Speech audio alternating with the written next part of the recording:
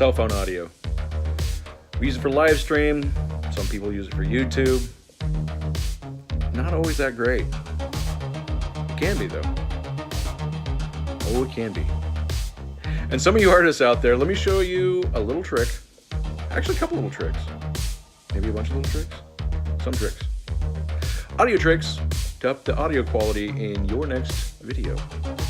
A lot of you artists already have a bunch of this equipment, or at least the mixers, the mics.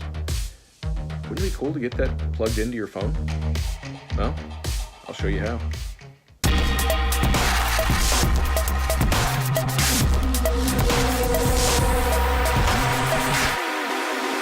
Audio quality. It can be yours.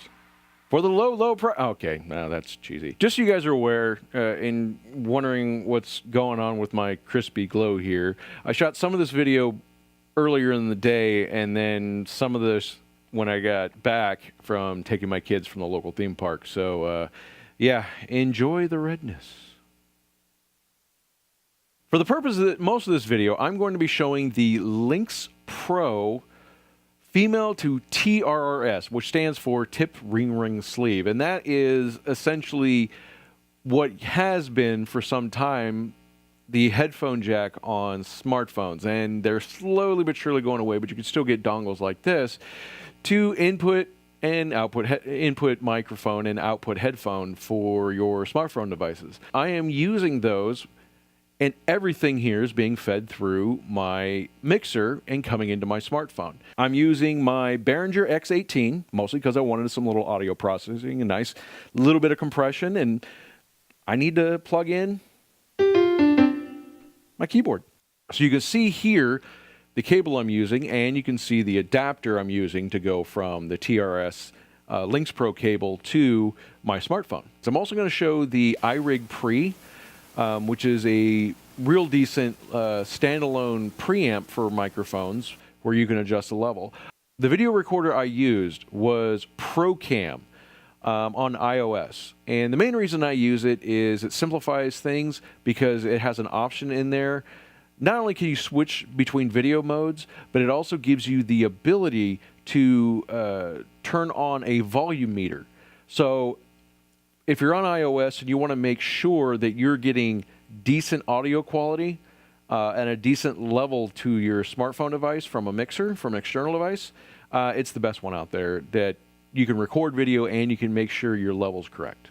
Maybe you have a handheld or a vocal mic that you use on stage and you want to use that. Here you go. Quite simple to set up. You've already got the equipment. Why not use it on your phone as well? It's even great as if you put on a pair of headphones, you can be holding conversations with people like this. Maybe you want to use that real nice vocal condenser mic. Well, you can do that too. Sky's the limits with this kind of setup. You can use any mic you want. The iRig Pre. Now this has a 9-volt battery. It's got a preamp for a microphone. And it actually works pretty well. I've used this before. It will do phantom power as well. Just kind of showing the difference between using a mixer with some processing. This is the iRig Pre plugged into my phone, and this is the same Beta 58. Slight difference, but it still gives you much, much better sound quality over the iPhone default mic. The iRig Pre, the one I used was the older analog. There's supposed to be a digital one, which I haven't had a chance to play with. But the iRig Pre sells for about $39.99. So the difference is $20 for the cable or $40 for a preamp. The major difference is you can use the preamp with the mixer, but there's really no point to it, being as your mixer can output and be a preamp. So if you've got a mixer, use a cable. And the nice thing is with a mixer, you can use usable microphones. It can be good. You can do a karaoke night over Instagram. It's great. And depending upon what microphone you need, honestly, if you've got various microphones for different things or different sources, an external mixer is probably your best bet. Like I said, I'm using my wireless mic here, which kind of gives you that nice freedom. I didn't get a chance to try out some of the other devices, and it sure makes a couple of decent ones. I did attempt to do some of this video with my daughter's Android tablet.